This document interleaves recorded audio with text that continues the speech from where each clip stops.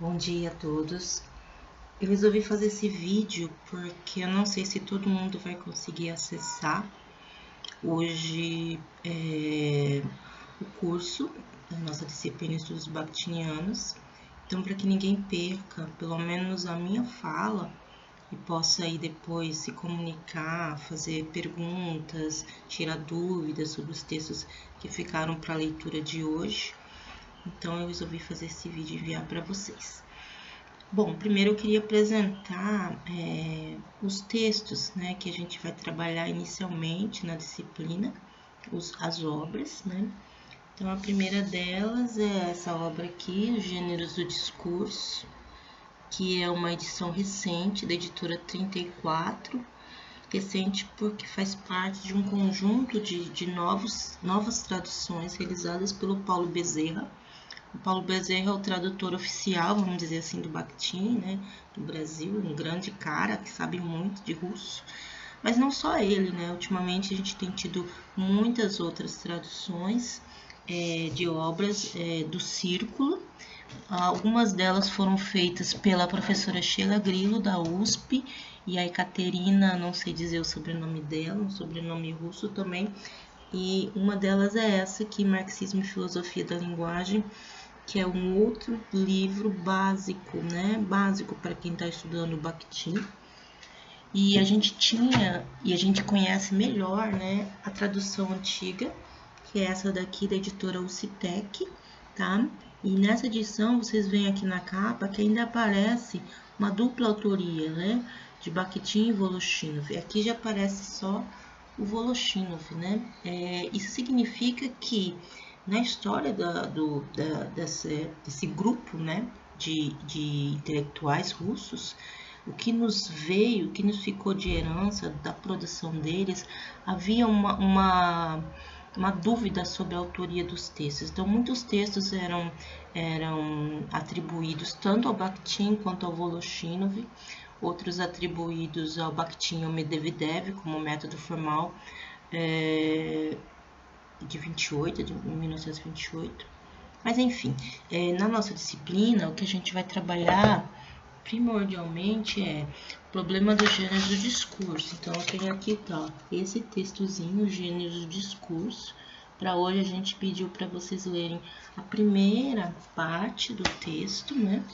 E também tem nessa tradução aqui, que é também a mais conhecida, que você vai ter na minha edição. Esse texto vai estar na página 261, também com o nome Os Gêneros do Discurso. E tem uma coisa bem interessante nesse texto, na nota de rodapé, ou uma nota no final, dizendo que, na verdade, né, esse texto ele tem o nome original dele é O Problema dos Gêneros do Discurso. Significa que para o próprio Bakhtin é um problema, né? Não é nada simples, né? A questão que ele coloca. Bom, o outro que eu pedi para hoje seria esse um verbete em espanhol, desse dicionário, a qual eu não tenho original, eu também tenho uma cópia, Nuevo Dicionário de la Teoria de Mikhail Bakhtin. Desculpe os que sabem espanhol, a minha pronúncia é portunhol, mas esse texto, esse dicionário com alguns verbetes, né, ele foi organizado pela Pampa Algaran, ela é uma estudiosa bastante interessante de Bakhtin, e ela costuma, assim, fazer uma grande síntese dos conceitos bakhtinianos de uma forma bastante interessante, porque ela se refere a várias obras e tal.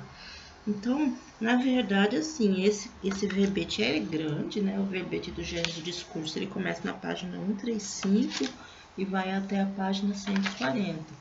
Então, relativo a essa primeira parte, a gente pode dizer que se refere ao item 1, item 2, talvez o item 3, mas assim, também não especificamente, porque ela vai trazendo várias outras obras e vários conceitos que estão agregados juntos. Para quem está começando na teoria bakhtiniana, é bom dizer que é uma teoria que é uma rede, né? Uma rede de conceitos. Então, quando você estuda um, puxa o outro, não há como você, eu sei esse conceito se você não tiver relacionado com outros todos. E isso é uma coisa bem metafórica no sentido de que a própria teoria compreende a linguagem, assim, né? Ele compreende as relações humanas e tudo que a gente expressa via linguagem, dessa forma, como uma grande rede conectada também. Portanto, a concepção básica é uma concepção, como se diz, dialógica da linguagem. O outro texto que está previsto para a aula que vem, seria a segunda parte do texto de gêneros, né? Que na verdade é a parte que ele vai falar do enunciado, comunidade da comunicação verbal. O enunciado é uma coisa bem estranha, porque é um texto longo, que tem muitas coisas importantes ali, e que a gente pode se perguntar por que Bakhtin fica falando o tempo inteiro de enunciado, se o texto é o gênero, né? A base do texto é o gênero do discurso. E ele passa praticamente 70% do texto falando de enunciado. Então, a minha primeira questão que eu coloco para vocês poderem falar, para vocês poderem pensar, é qual é essa relação entre gênero e enunciado? Porque são conceitos de base, né? Por que é importante você compreender o que é enunciado, né? E no programa do curso está previsto também que a gente vá ler depois, e é um texto importante, é um dos mais bonitos na minha opinião, né, do círculo, que é a palavra na vida e a palavra na poesia, que tem uma versão original chamada Discurso na Vida e Discurso na Arte, que eu gosto muito, né, dessa versão. Isso aqui é também uma tradução muito nova, muito recente, foi publicado, acho que esse livro está com a data de 2019, ele foi lançado no final do ano. Isso mesmo, 2019, final do ano, e traz aqui, além desse texto, traz todos os textos do Voloshinov, até poemas que ele fez.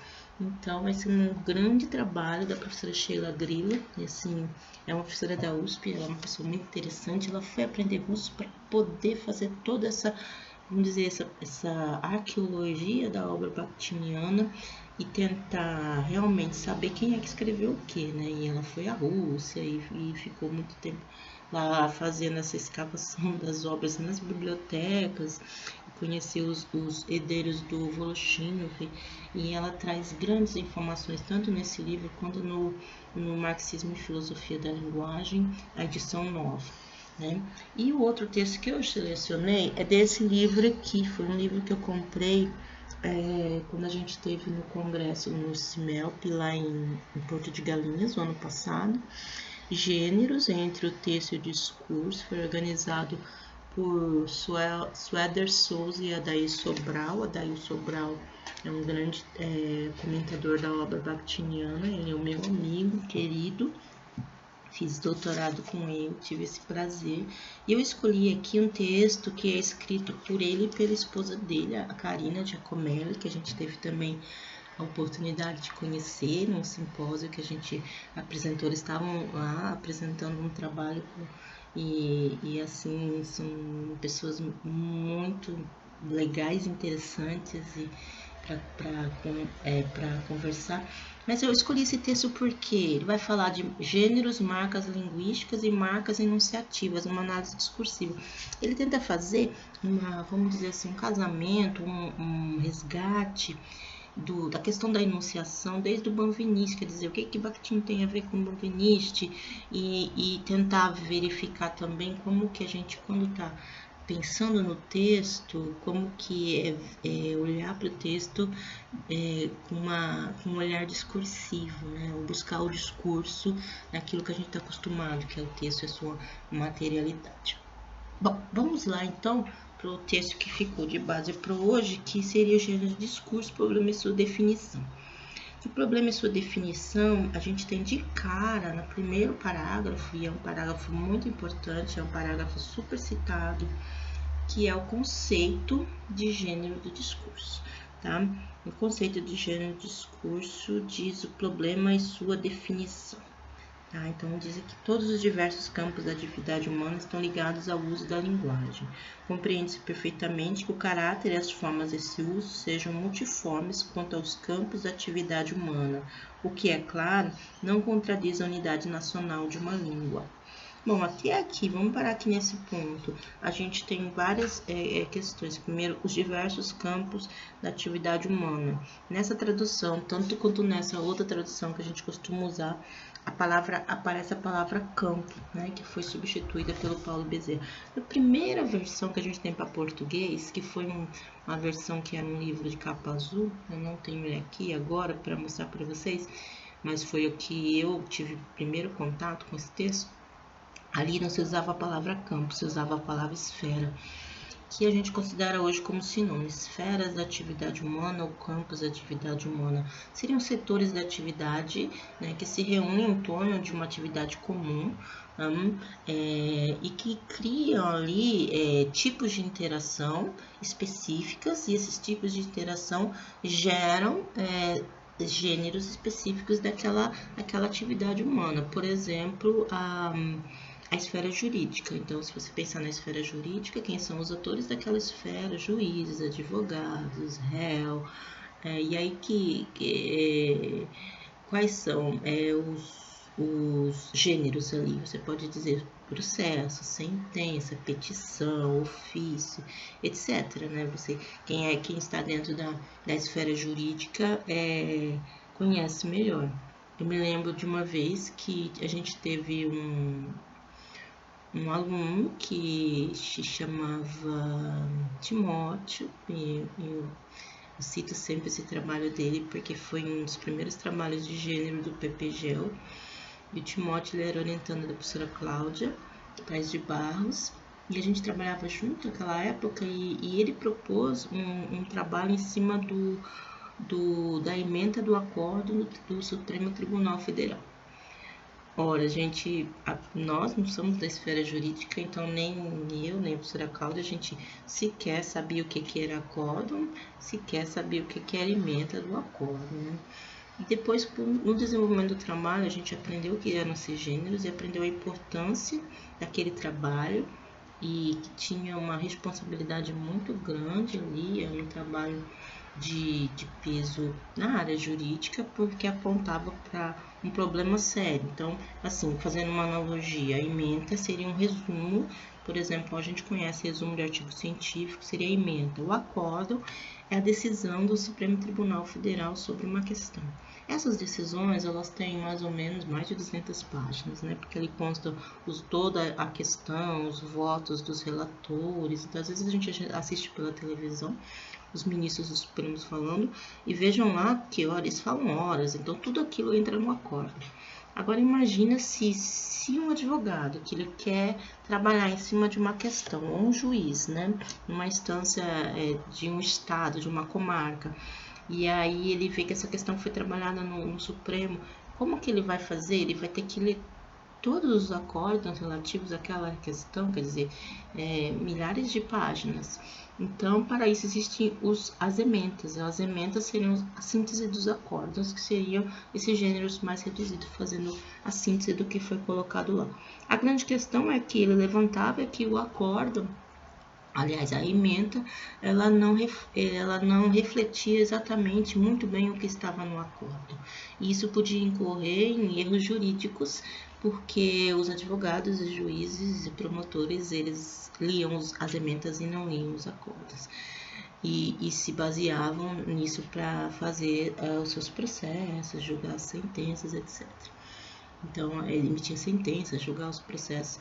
Então, veja, é um problema discursivo, é um problema de interpretação, é um problema de intergênero, e é um problema da esfera. Então, todo gênero, ele está muito relacionado com a esfera. Então, a nossa esfera, por exemplo, é uma esfera acadêmica, uma esfera educacional, e nós temos também os nossos gêneros. A gente tem o gênero aula, sim, aula é um gênero, sim, porque o gênero ele não é só escrito, ele é oral também, ou ele é misto escrito e oral.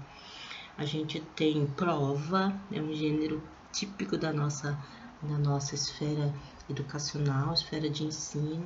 Na esfera acadêmica a gente tem artigo científico, né? A gente tem comunicação oral, a gente tem palestra, a gente tem relatório de pesquisa. Então, são gêneros específicos que eles estão às vezes numa área, às vezes eles estão numa esfera, às vezes eles estão também em outra esfera, né? Como essas esferas elas podem estar em intersecção, né?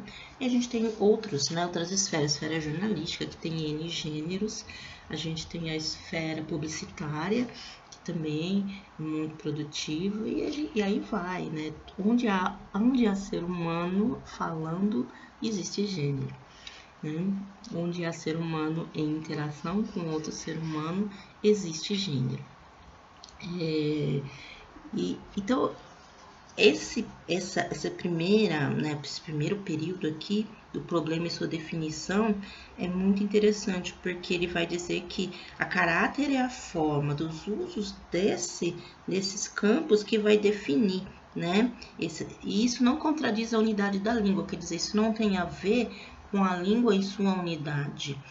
Não é um problema de língua, é um problema de linguagem.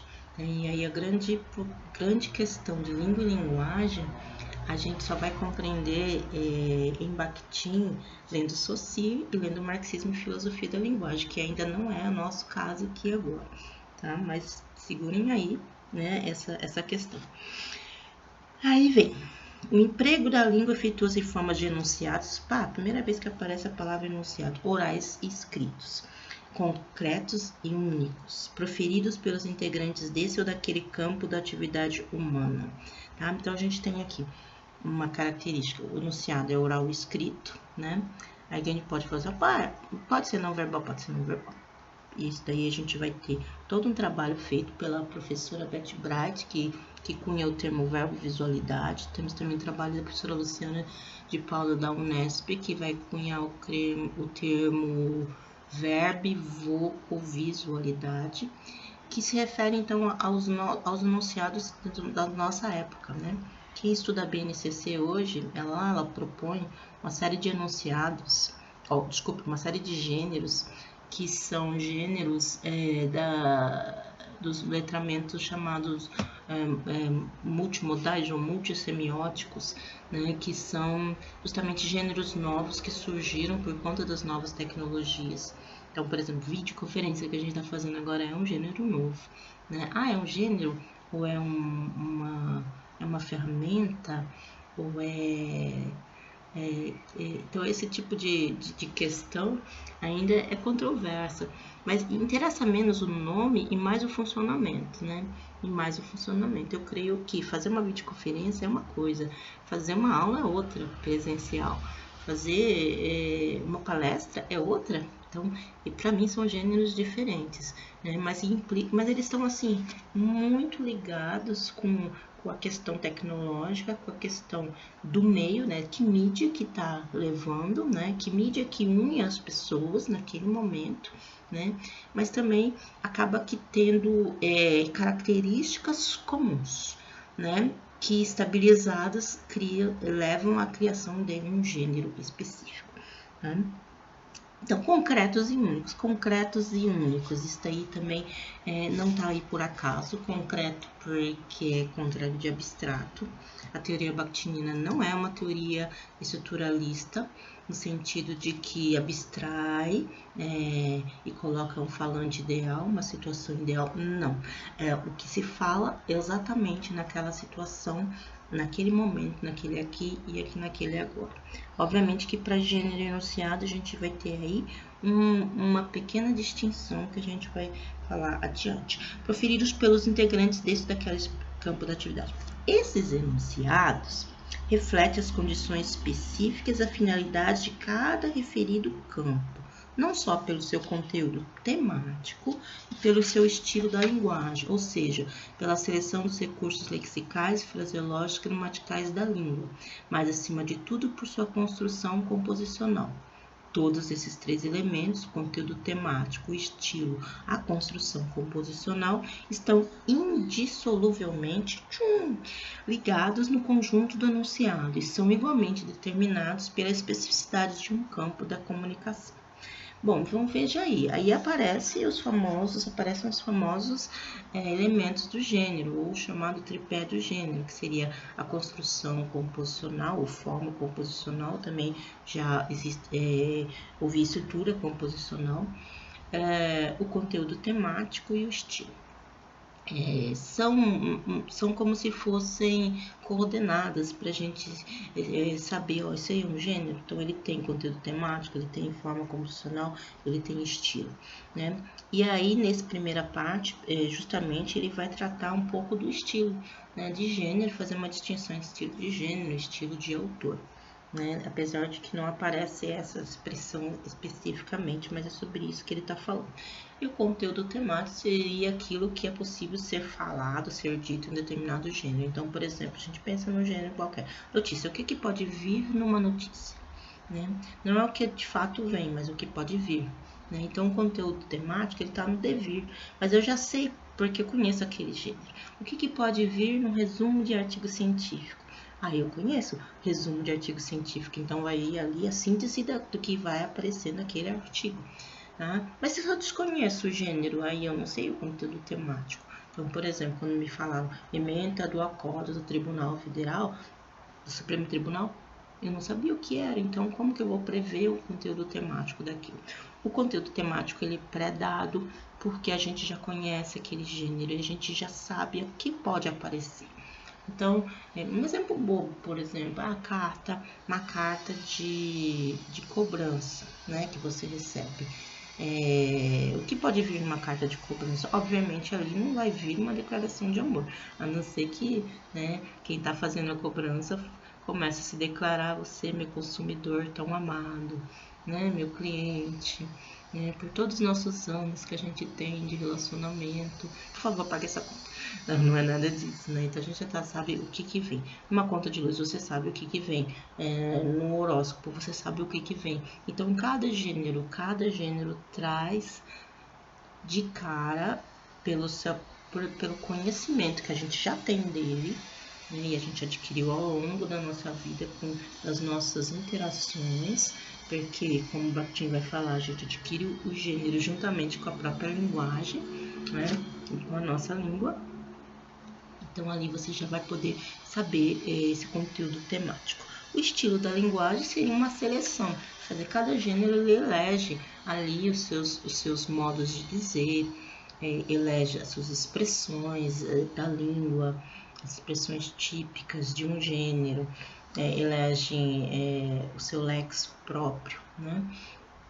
Isso se relaciona com o estilo de linguagem. Aí a gente tem uma distinção entre estilo de gênero e estilo de linguagem. Você tem gêneros mais padronizados. Então, por exemplo, você vai fazer uma procuração no cartório. O que vai ter lá? Geralmente já tem pronto, né? E aí a tecnologia te permite isso. O computador já tem um modelo ali padronizado. E ali se substituem apenas os dados, as informações de quem é o otorgante, o otorgado da procuração. Mas veja, o estilo do gênero ali, as palavras que estão, justamente, por exemplo, o verbo otorgar, que eu não vejo em outro lugar a não ser nesse gênero, ele vai ser o estilo daquele gênero. E se permite que isso é feito porque aquele gênero tem uma forma composicional típica. Então, veja, e se espera que naquele gênero apareça tal coisa no gênero de procuração. Então, veja, o tripé do gênero, conteúdo composicional, de conteúdo temático, forma composicional e estilo, ele está interligado. São três elementos que a gente costuma dividir de forma didática, né? E o próprio Bakhtin faz isso, tá? Mas eles funcionam, como ele fala, indissoluvelmente ligados ao todo do enunciado. Eles são organicamente ligados. Tá? E aí ele termina essa parte. Evidentemente, cada enunciado particular é individual, mas cada campo de utilização da língua elabora seus tipos relativamente estáveis de enunciado, os quais denominamos gênero e discurso. Significa que, a cada momento que um gênero toma vida, no decorrer da interação viva, né, no dia a dia, ele se concretiza, ele se materializa como enunciado. Tá? Mas essa materialização ela foi decorrente, né, de várias vezes que esse gênero foi utilizado e ele foi então estabilizando ali o seu conteúdo temático, a sua forma composicional, o seu estilo, até que ele foi nomeado, um gênero X, né? É um gênero, um tweet, por exemplo. O tweet não existia porque não existia a rede social Twitter. Então, passa a existir. Um tweet tem um gênero, tem 140 caracteres, blá, blá, blá, então você tem como descrever esse gênero, né?